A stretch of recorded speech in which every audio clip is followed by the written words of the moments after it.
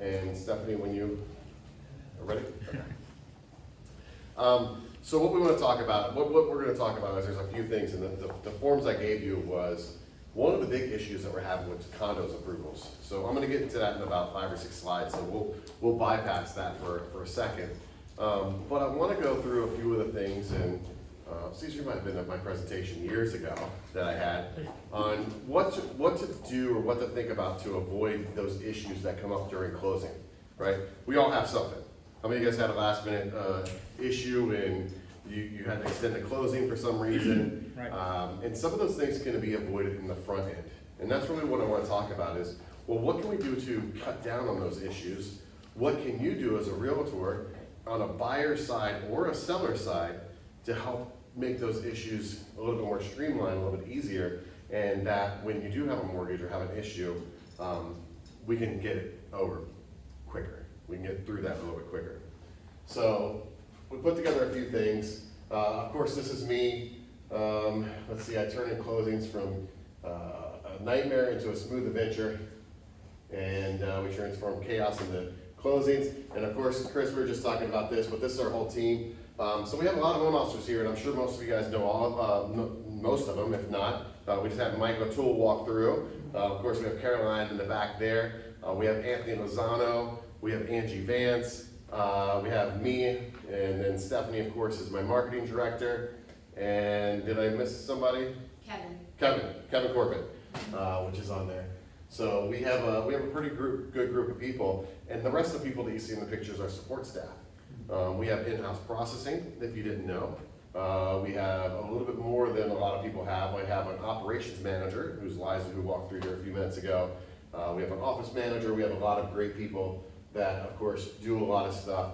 And you can see those are our numbers from last year. We did almost 73 million in loan volume, and over 200 people that we helped last year get into homes, which is amazing. Yeah, thank you, I appreciate it. We're very proud of that. So, some of the things that we can do, and some of this will sound a little bit, what would the word be? A little, low level stuff, but I'm going to get into some stuff that is a little bit higher level. And the first thing is communication. Communication early and thoroughly really does help. Some of the questions that you want to remember or think about is the property a flip? Okay. Do you know what a flip is? Would be considered in our industry? 90 days. 90 days. And do you know who is the most worried about a flip property? What type of a loan? Well, I would think FHA. It is FHA. Because of the Yep. government backed. Yep, exactly. And on an FHA loan, you cannot write the contract until day 91. So if you have a person who is flipping their property and selling it, they can't write the contract until day 91. Well, does that mean that you can't sell the property before then? No. Does it mean you can't list it before then? No. But what it means is that contract date can't be until the 91 day after the seller owns the property, right? So we could still get some things going and move forward. Can't order FHA case number. So one thing definitely, if you have a borrower that's flipping a property, that if you have an FHA contract, we want to be 91 days out, or else you're going to have some huge issues that maybe we won't know. Especially if they're working with an online lender that's not familiar with Florida rules, or sorry, with Florida websites. We know that we can go onto the property websites and we can see when the property was sold, but somebody else might not know because there's a lot of counties that don't have great websites like we do around the state of Florida. Is the signer on the contract, do they actually own the home? So you wouldn't even be surprised at how many times I've had this, that the seller that you have, a realtor has, is not the owner of the property. Meaning they're going to be inheriting the property, or they're well, I guess the inheritor, I guess would be the proper word for any of it, are taking over the property, or in some cases, there's more than one seller, and only one of the sellers has signed off on the property. Well, we need to have everybody sign that property because they have to all show up for the closing, right? So if you know that's a probate issue or something like that, that's something that we need to know and the title company needs to know so we can make sure there's not an issue at closing. We literally just had one, I had one that the people's name on the contract were not on the title at all. Like, we're like, who are these people? You know, you can't sell the property if you don't own the property. So looking at that deed and figuring it out.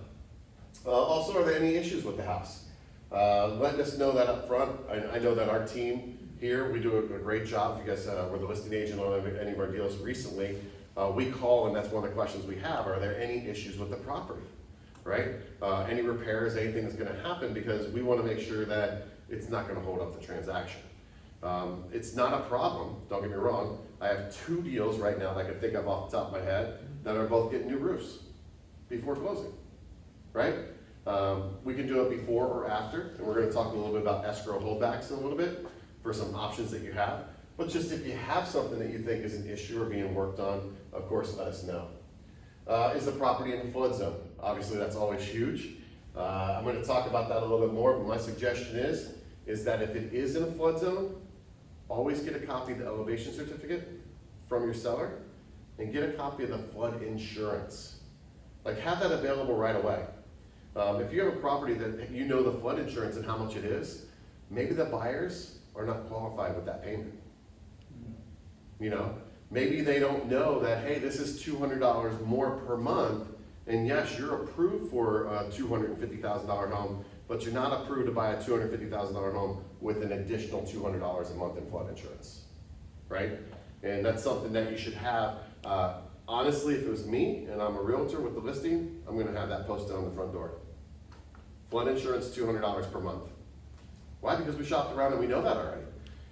The last thing you want is for a 15-day inspection period for them to go and get quotes and then find out that they're not gonna buy your house because the payment's too high for them to qualify, right? Because then they get out of it and you just literally just took the house off the market.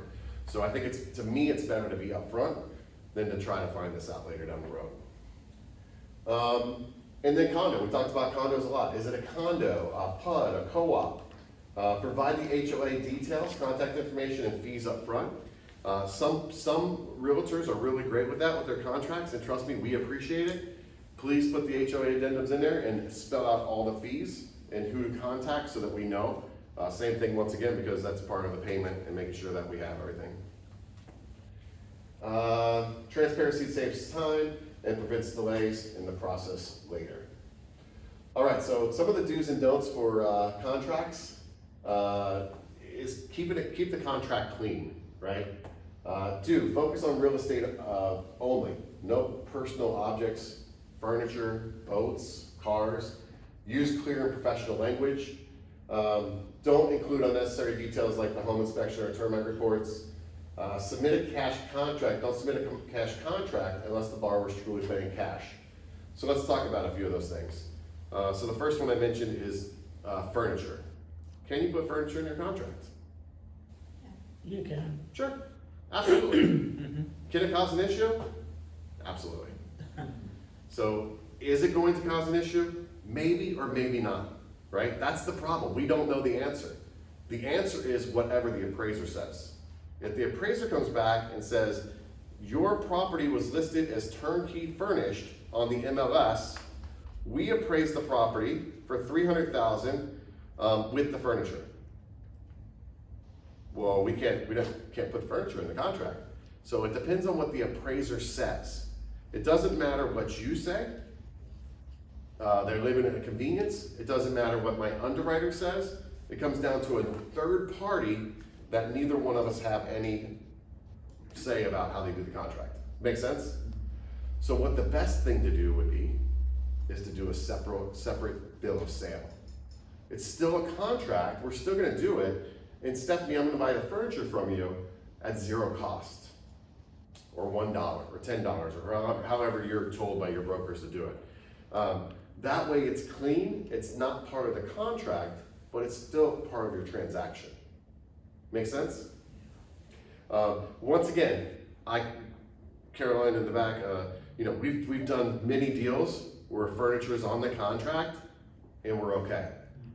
But there are times, and the worst I've had is when it said turnkey furnished and they said this is with the furnishing. We literally had to hire a Neil Vandry to go out there, appraise the value of the property at garage sale pricing, and then we had to take that off the value. So we had to hire somebody, go out there, and of course it was like $3,000 or $5,000. It was very inexpensive, but we had to pay the person, get that information, get it to underwriting, take it off the value of the property, and then they had to bring that difference to closing. Okay? So it's better to leave that out because once again, we're real estate agents, we're not furniture salespeople, right? We want to keep the real estate in the contract. The second thing I said is, the don'ts. Don't submit a cash contract unless the borrower is truly prepared to pay cash. Does that mean that if I'm getting financing, I can't do a cash offer? No, you can't. You can, absolutely. And what does it mean when you submit it as a cash offer? It means no contingencies. Exactly, no finance contingencies. Doesn't mean that I'm not okay, it's just saying, hey, listen, seller, this buyer is buying your house, and if not, you're keeping their money. There's no contingency on the earnest money deposit. Their EMD is currently locked in and hard, Right. and if they don't close, you're getting it. Where somebody else who has a finance contingency, we, a lender, can come back and be like, oh, they're not approved. We didn't notice that, whatever the reason was. We're gonna cancel the contract because of this. So it's better for a seller if they did it like that, where some people don't think you can actually do a cash deal, right? You can't do a cash contract and still do financing. So it's okay, it's actually better for a seller, as I'm mentioning, but that buyer just needs to understand that if you don't get your financing, you should have the cash. And that's what we tell our clients, is if they're like, hey, look, we got $500,000 in bank, we're willing to pay cash if needed, but we don't want to, well, go write a cash offer, and we'll do your financing and get you closed on time. Make sense? Partially, so I was writing notes on the earlier things, I did the first part. That's okay. Well, if you have a question, because it is a big thing, and once again, if you're going to submit a cash offer or the seller is going to accept the cash offer, for the side of the buyer, just make sure they're prepared to pay cash. Right. And if they don't have the cash, they really shouldn't be checking cash That's offer. true, okay, cool. They can, Yeah, no, it's. but they're just going to put their earnest money deposit in jeopardy. Completely. Yeah. Thank you. This should be for somebody, like I said, that is truly willing to pay cash Yeah, if needed. yeah, has the money in the bank. Has the money in the bank, and hey, if I can't get financing, I'll pay cash. We'll get the financing later. We'll do a cash out refinance, get a line of credit, something like that. Yeah, that'd be on us. If we check the box or allow the box to be checked as realtors, it'd be on us because we didn't ask the question. Right. It's, gotta Yeah. check the right box. Yeah, exactly. Furniture. So I mentioned this before, right? This is just a few things, and this is actually the one we printed. I forgot to print this one. I will give you guys a copy of the slides because it was a little small, but it just says for furniture included. We just talked a lot about this. Separate bill of sale is recommended, right? Just have a separate bill of sale. No impact to appraised value, right? We want to make sure that it's saying left at convenience or something like that, because we don't want the appraiser to put that information in like we talked about before. No financing of personal property. Yes, I've had contracts that said the boat will be included. Have you guys seen those before? I've had, yes, the golf cart will be included, and I've had a Corvette that will be included. I've seen all of those come across, and I'm like, can we not include the Corvette? Because if they put that in the value of course, again, on what your sales price is, we have to back those things out, right? They're leaving a Corvette at convenience of the seller. Yeah, probably not gonna work. I mean, the buyer likes that, but still, we can't really do that. Then need underwriter approval. The lender will review the contract, may require additional addendums to remove the furniture, to say it's of no value. We already talked about that. Potential impact on the loan to value calculations, right? That's where if it is somebody who's doing a high loan to value and there is something mentioned in the appraisal where we might have to back it out and figure out that value. Then that buyer has to bring money to closing, and maybe if they're doing a VA loan with no money down, they don't have the additional money, and that's where we could get ourselves in trouble. So that's why, like I said before, it's not that you can't put furniture in contract, and more times than not, it will be okay. But those times it's not okay is when we have those issues, right? So we kind of want to try to avoid that. So best practice summary, just do not include the furniture in the purchase price. Use a separate bill of sale for the buyer and seller to agree on the transfer of the furniture. Ensure the appraiser excludes the furniture value from the home's valuation, and verify lender requirements to avoid underwriting issues. Remove turnkey from your MLS listing description, right? The appraiser goes and looks at your MLS. Really? So Okay. that's, they have all the rights you do as a realtor, right? They go out there and they look, and there's many times we didn't know it was turnkey, and the appraiser came back and says, it's listed turnkey. So we need to, Right. yeah, And it's kind of a marketing piece, and it's a drag point. it is. So it's tricky. I was gonna ask, what your thoughts were on putting anywhere in the contract, agreement based on sold as turnkey or sold for fully furnished. But same thing, you don't wanna see that. Separate bill of sale is the best. Mhm. Yes, Under Realtor maybe? Could we do that? Will the appraisers aren't going to see? I don't even know what that means, because I'm It's- not in MLS. Yeah. but Okay. Maybe these guys can help you. If they have access to the MLS, they'll see it. Cause Well, they, not they, necessarily. Yes. It's broker. right. But Yeah, I'm I not mean, sure if they'll see they that or have- not. If they have, just like us, that we log in, they will see it. Yeah. This is a section in MLS that's realtor remarks only, Mhm. so we get to see, we can put in there Yeah, something that is not out to the public. But if the appraiser has access similar to us where we log in, he will see that too. yeah, I'd just ask your broker, but more than likely, you could probably just delete it, Oh, yeah. yeah, right? yeah. After you get a contract? After you get a contract. Yeah, delete Oh, the, Delete it. delete, this is a beautiful turnkey furnished home. Yeah. This is a beautiful home, Yeah, right? Yeah, okay. right, That's good. So that's it. that should make it easier. You just gotta remember to do it, that's all. Yeah, exactly. Yeah. Can I ask you a Um, question, Tom? absolutely. I've never had a home sell with a car, but I don't know why I'm gonna ask this anyway, but, if someone left a car, does that also, not have to do with real estate, does that interfere when they go and register that car as far as the value to the, you know, the motor vehicle and what you pay in taxes on that? You know, that's a good question, but I thought you were gonna answer it. I She's like, I know. Yeah. I do know with vehicles, if you put a certain dollar amount on the title, that's what that person will pay taxes on when they go to register it. Right. So Yes. if it's being left at a house, I mean, I would say if they put $500, they're only gonna pay like $500 worth of the dock stamps and such. But I know they have changed that, because I know back in the day, right, you buy a car off your buddy, you're like $100 value. But they have changed minimums nowadays, that there is a minimum. And also, when you sell it with the house value, what's the real value of the car? Right, that's what I'm saying, You know? is it zero? I- Right. Who knows? Or is it DMV question. definitely a DMV Right, question? I knew it wasn't real estate, but I wanted to ask. Right, well, that's what makes it hard when you are trying to handle things that are out of your scope of work, right? How far can you go with what your license allows you to do? That's, just makes it a little bit harder. Cool. These are just a few things for you to think about, especially when you're listing a property, that I really do help out. One is a survey, right? One of the first questions we call when you're a listing agent is, does the seller have an existing survey? Now, why do you want to have that? Boundary lines. Boundary lines, right? Not because it saves the buyer money, which is great, but what happens if the boundaries are over the pool? Yeah. I had that happen, that was about 3 years ago. But I had literally, the pool went about 5 feet past the boundary line. And they had to go in for a variance. Have you guys had to do variances yet? Had to wait for the county to do a variance. Do you know how often the counties do a variance? Once per month. And you have to wait for that time to come.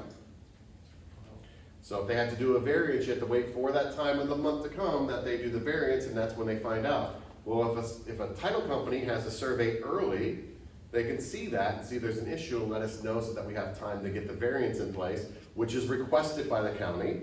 And then they go and they meet, and then they see if they can do a variance to move the property lines.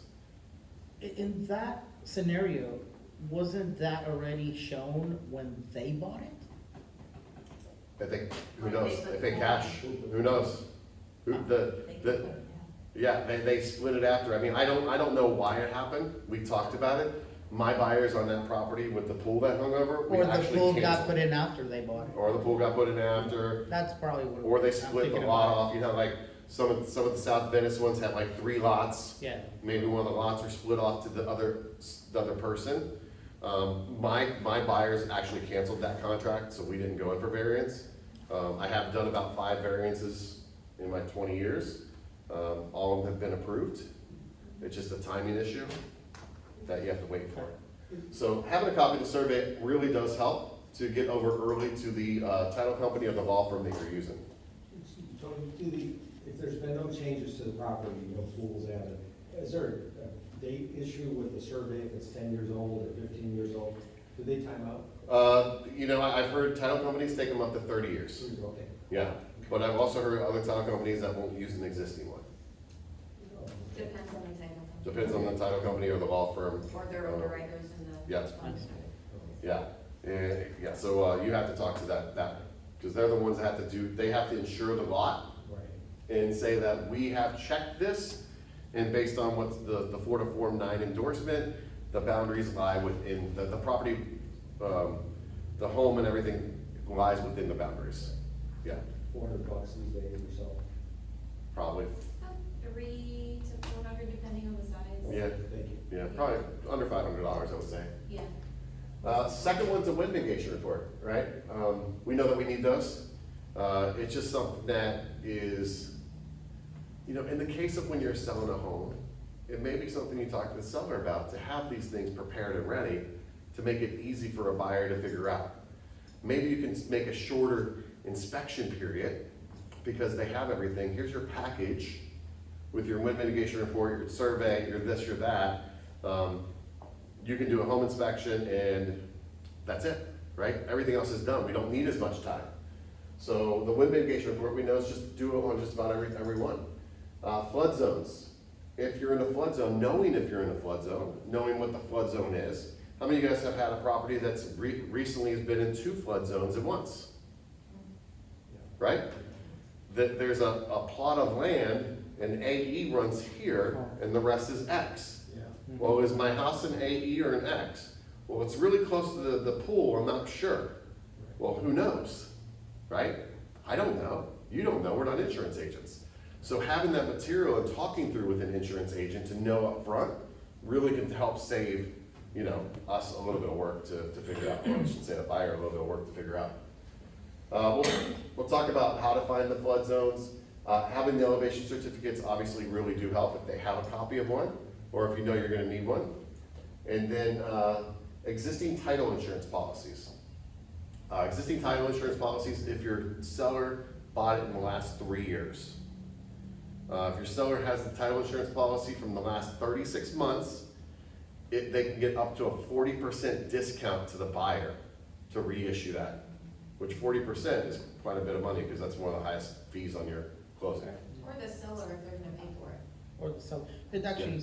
Oh, yeah, if the seller's paying, yeah. Yeah, in those scenarios, I would encourage the seller to select and pay because he's 40% less.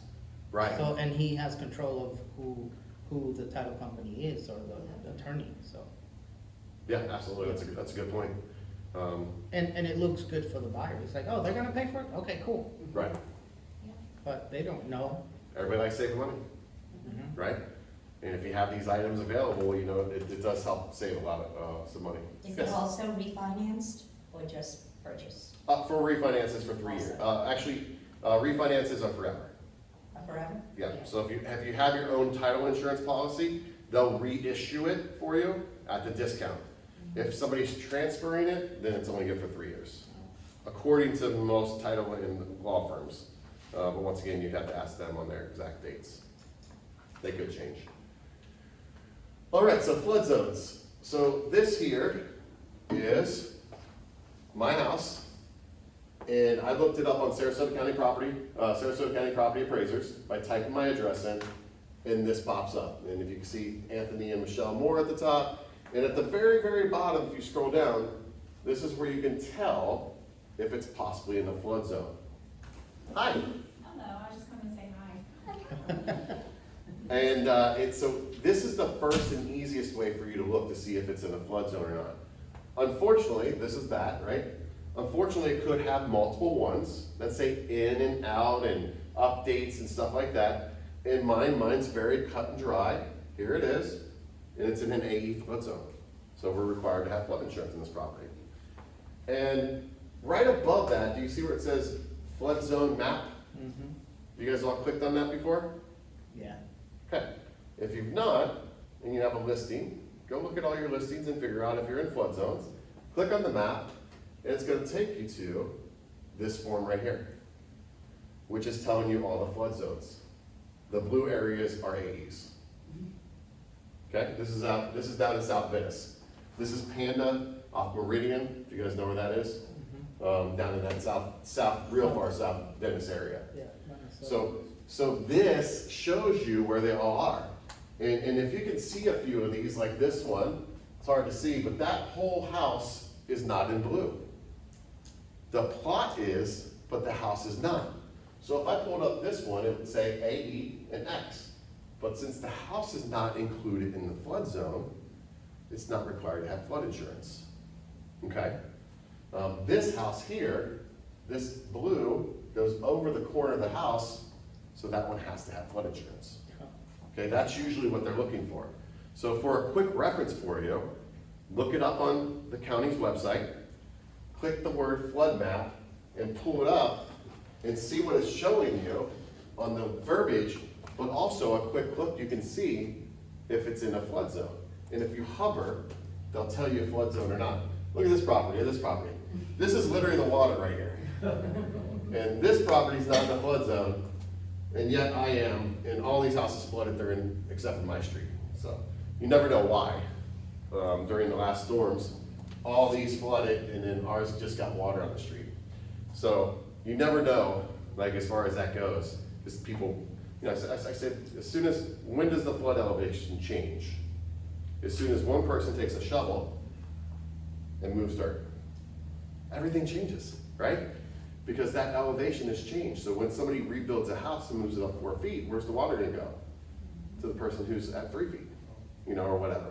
So we're consistently changing, that's why the flood maps change. But this is a great way to look, see what the flood zones are, and be prepared. And I'm sorry, I shouldn't have said that. This is AE, that's A, and it looks like X is up there in the white. But there is a map on Not it. as much of a cost with the. But it's a great, if you guys don't go out there and check this out, it's a great way to look, especially on your own listings or on a house that you're looking to buy.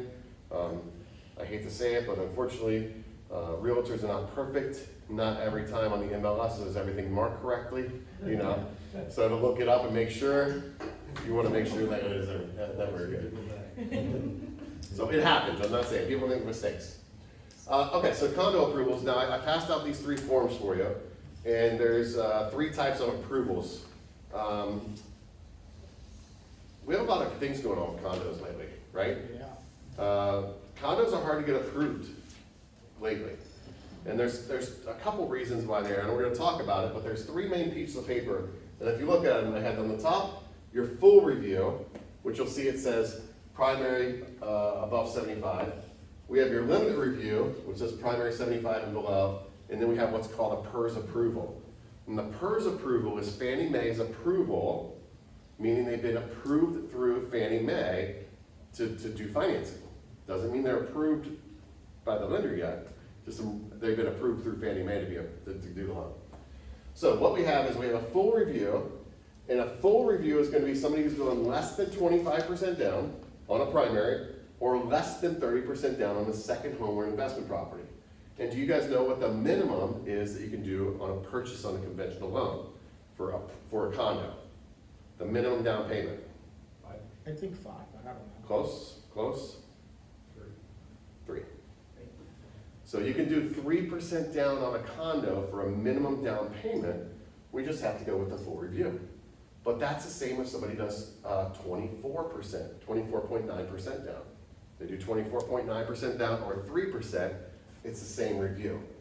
The minimum for a second home is 10% down, and the minimum for an investment property is 15% down.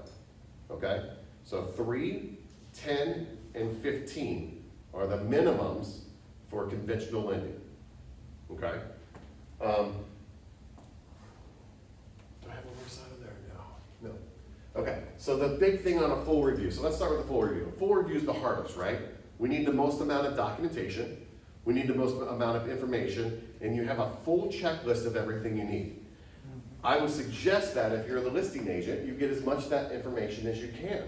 Some of the things on there that make it real easy is having the name and phone number and email address for the association, okay? Knowing who the master insurance policy is.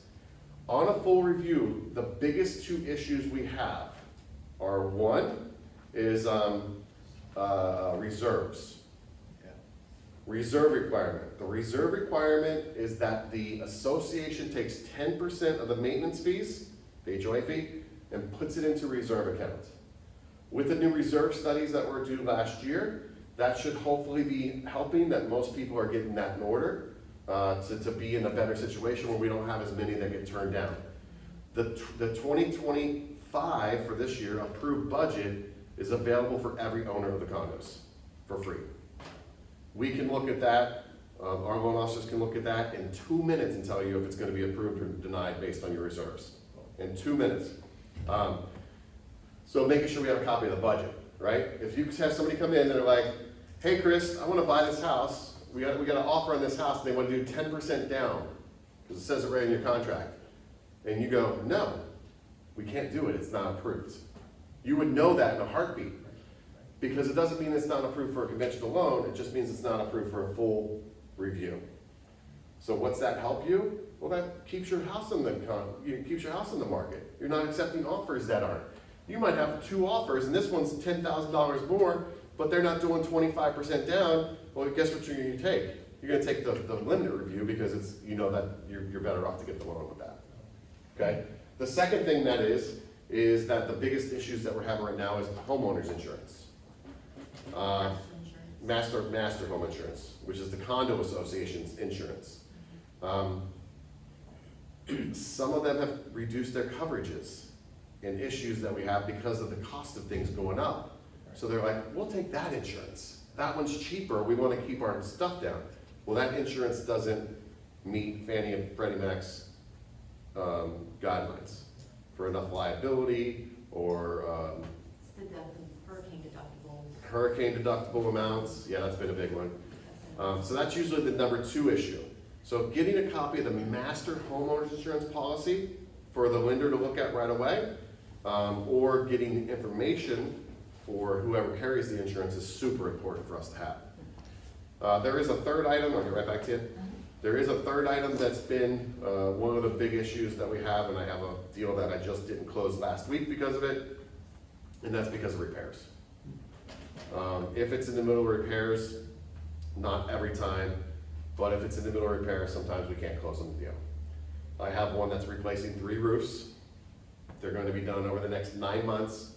And because of that, the insurance, probably is more of the reason, doesn't have a full replacement cost on it. They have an actual cost value, which means, hey, if this gets destroyed, we'll give you $3,000 because that's all it's worth, not $30,000 or, you know, whatever it is. And then when that happens, what happens? Assessment fees go up, which could put people in foreclosure. So they want to make sure that everybody's protected. That's why it's a big thing. So the repairs is pretty big also. So one of the questions I would ask if I was a listing agent is the association doing any repairs? Are you guys in the middle of repairs from the last hurricanes that we had? And if you can look at the form I gave you, I believe it says 3 months of minutes. Is that right, Carolyn? It is. Okay. 90. 3 months of minutes, condo minutes, and you can get those. I asked for a year, Yeah, well, some lenders want a year, yeah. so it's not a bad thing, but a year, because remember, a year could be they can only meet 4 times in a year. Some might be four times, or they meet monthly or whatever, so it's big. Just a question? Yes, is there a list, I remember somebody telling me that there's a list of whether it be FHA or Freddie or whatever, that we could actually see before we bring people out to, for appointments? Yep. There are 4 lists that are available out there. So the ones PERS that we're gonna go over, that's Fannie and Freddie. You really can't look that one up, you have to have a code. You have to be a lender, you know, just like get on MLS. So we can look it up for you. If you send it over to us, we'd be more than happy to look it up real quick and see if it's PERS approved. It'd take us 2 minutes. The second list is FHA. For FHA, you can go to FHA approved condos on Google and type in the condo. You can type in the county, it'll give you a full list of every home in Sarasota County, or Charlotte County, or Manatee County. Right That now is there's approved. zero. What's that? Right now there's 0. Zero. Not in Sarasota, Venice. In Venice, 0. Venice, there's 0. Zero approved? Yeah, Sarasota County, there's a FHA couple. approved condos. Wow. Wow. And I'm gonna go to the next slide, we're gonna talk a little bit more about FHA. And then, Diane, the third one is, there is a VA one also. So there's a VA one. And then the fourth one is our personal approved condo list. How many, I don't know how many, but there's a little bit more VA VA, than FHA. not many of either. The problem is associations usually don't wanna do the work. It costs a lot of money. Yeah. There is a little bit of a cost to it, there's a lot of paperwork to it. It's something that can be done. I have for 20 years told realtors, if you want to get a condo approved, I'd be more than happy to go through the process with you. And I'm saying it again. Do you know how many realtors have taken me up on that offer? 0. 0. Seriously. Never had one realtor that said, let's go ahead and get this condo approved. I would love to be their, I would love to be their preferred realtor. I live in here, let's get the condo approved so that we can get them, we can get veterans in here to buy our condos and use the VA loan. We can get first-time home buyers in here, or people that want to take advantage of the FHA loan. We can do reverse mortgages in here. Once all that's approved, you can have everything taken care of. So it is big if it's something, and then trust me, there's people out there doing them because they're on the FHA and VA approved list. Just nobody wants to go through the work. So if you guys have any in mind, us, our loan officers, anybody would be more than happy to help you to do it. How long does that take, and what is, you said a cost, who the cost goes to? And- Association. And you need the association to be on board with it? Yes, that's usually the problem. Okay. The cost, I think, is somewhere around $3,000 range. The time frame is 60 to 90 days. So not horrible, yeah. And it's not us doing 60 to 90 days worth of work. It's us doing 40 hours of work over a 60, 90 day period. But You you know. gotta have the board, the HOA board. The association, yeah. Association on Has to be on board, board. because they're the ones submitting the information, not us as agents. We have to get everything from them, right? That's correct. Yeah. They may be more willing too if they have a bunch of vacancies because Right, they're not that's getting what I'm HOA thinking, right. fees now. and, Yeah. I mean, it could really boost people going in there, so. It could help their sales, it could help the value of the property, you know? That's like a spot approval.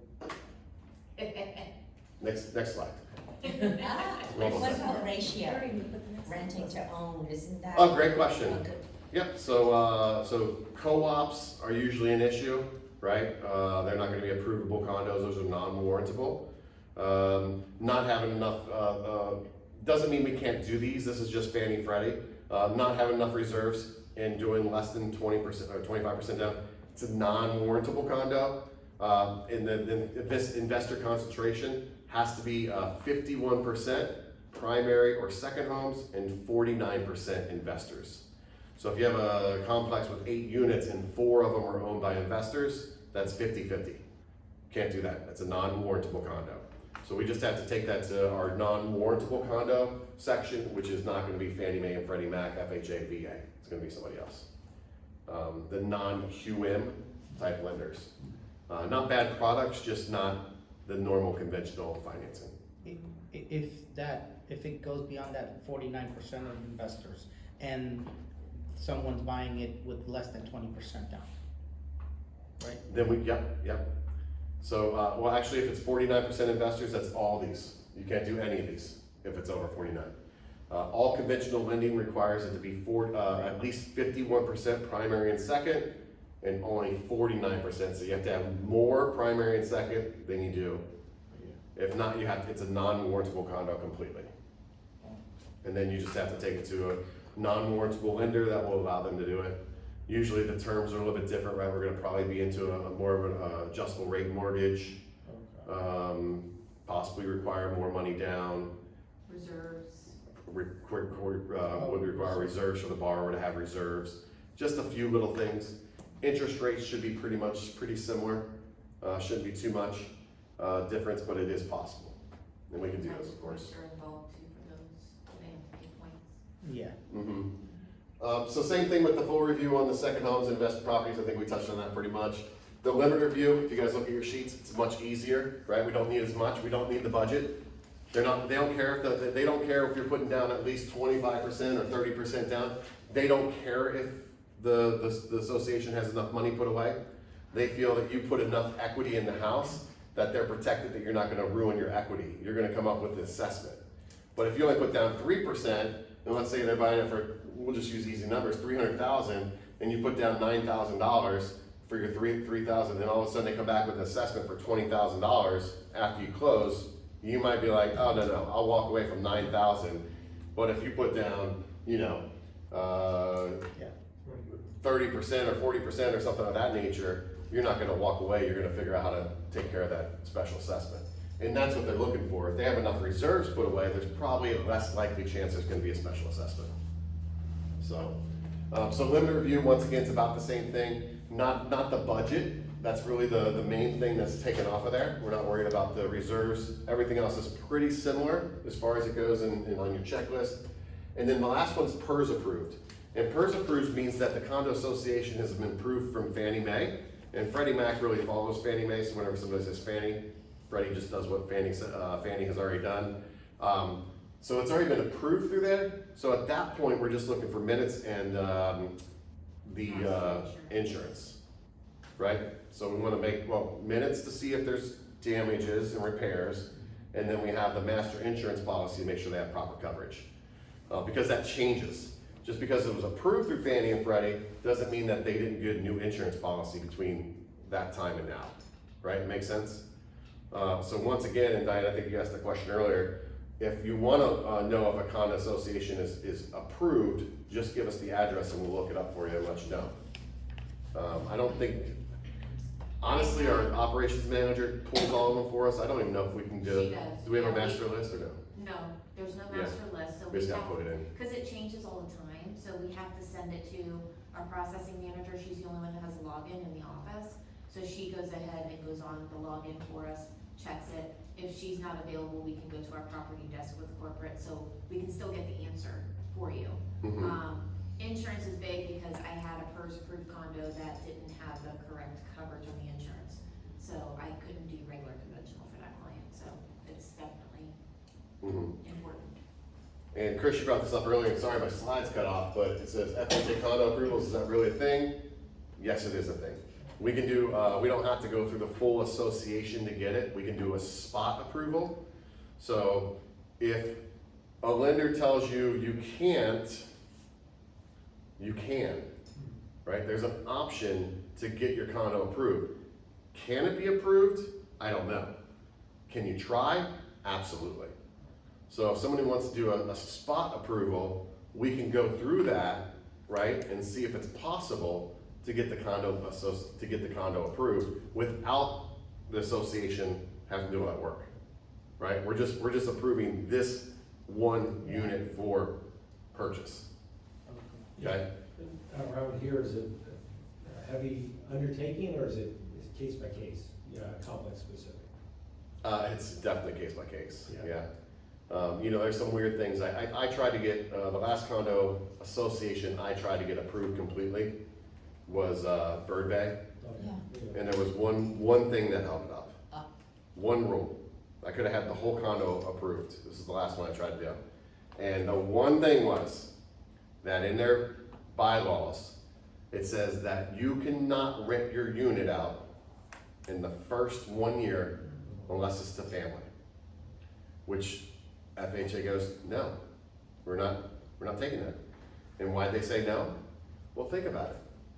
If I bought a property with an FHA loan, and my job goes, Tony, you're moving to Ohio for your job, and I go, hey, list my condo for sale, and you're like, I can't get it sold, and I go, okay, we'll rent it, and the condo goes, no, you can't rent it, and then you go, okay, well now I gotta foreclose. I can't rent it, and I can't sell it, so what am I gonna do? So they're like, no, if they're not gonna allow you to rent your condo out, because that could happen. Yeah. I could have to move for some reason, and they're not gonna let me rent it, and maybe I can't sell it, and not, you know, so the only last option is foreclosure. So they didn't like that rule, and that, to me, it makes sense. Now, to Bird Bay, it makes sense, because to Bird Bay, they're like, we don't want people to come in and buy a property and then sell it to some riffraff in our, you know, that's what they're, you know, they don't want people, you know, which I don't know why after 1 year it couldn't be, Yeah, still could get it, right? or in the first year, but literally it was because the bylaws read, cannot rent in the first year, is why FHA turned down Bird Bay. Wow, I think there's a few like that, there are They're- Yeah. quite a few. yeah. And that's the reason why. What about VA? Will they, You know, so always remember that, like, that, here's how I compare them. Fannie does what Freddie said, or sorry, Freddie does what Fannie says, and VA kind of does what FHA says. So they kind of piggyback off each other.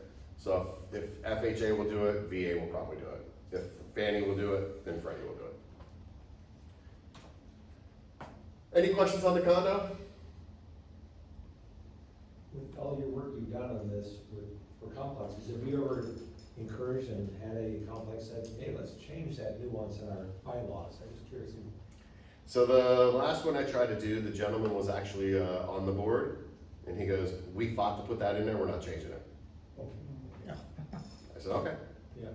So, they could, you know, and I told him, and it was his unit that he was trying to do, so, you know, I let him know the reason why, and he didn't want to change it, so he was like, no, we'll do something different. So, you know, they could, we had condos changed, but I'm doing the condo I'm working on now. They're doing the roofs, remember I told you there's 3 roofs that they had to put on, and they're changing it from this type of insurance to this type. I've had clients go back to the association and say, hey, we're not collecting enough reserves, and then they change the reserves. But usually they only do it when the year is up. They usually don't do it in the middle of the term. So to get somebody to change in the middle term, it's usually not gonna happen. Usually like, no, we know that we're under this year, we've already been told, we're gonna change it next year. Yeah. That's usually what happens. You know, I don't wanna say anything wrong about this, but you know, usually the issue is that we have a retired school teacher or a firefighter or somebody not in real estate running the board and don't know the rules and regulations to Fannie Mae and Freddie Mac and what we need. So when they all sit down, they go, hey, let's agree on this. They're agreeing to what they feel is best for them and don't know what's best for the real estate industry, right? They just don't know that. So educating sometimes really does help, and usually, you know, they learn the way that we've learned, and we learn by doing, right? We don't know about this until it happens to us. And we're like, oh crap, you know?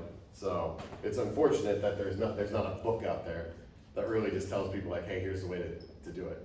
Yeah, it might be a great thing. You guys can create one for your Yeah. associations. Bird Bay could use it. Yeah, the book of rules on associations. Yeah.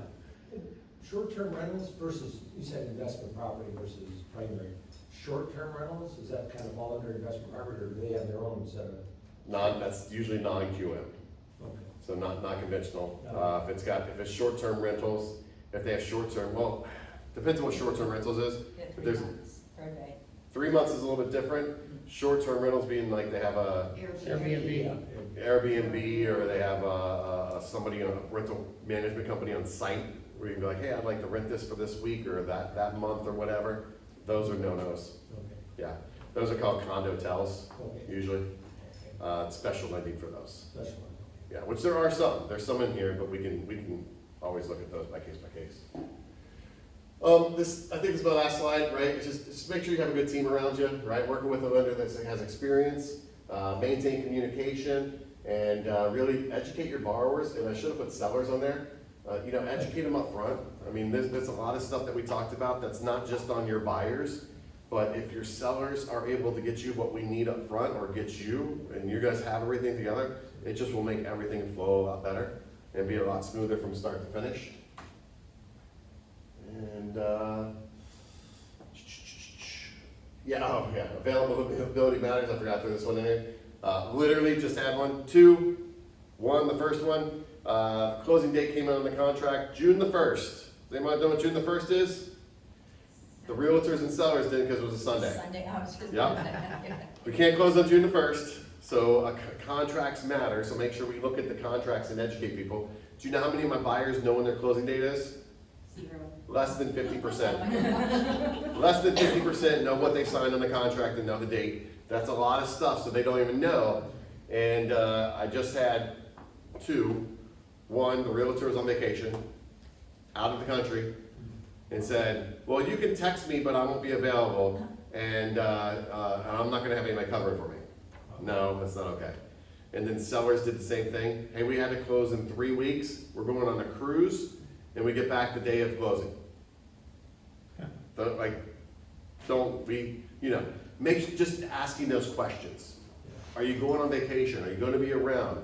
You have to be available because there's things that could come up between now and closing. Now, don't get me wrong, we took care of all these issues and everybody was fine. We got them closed, but that's not every time, right?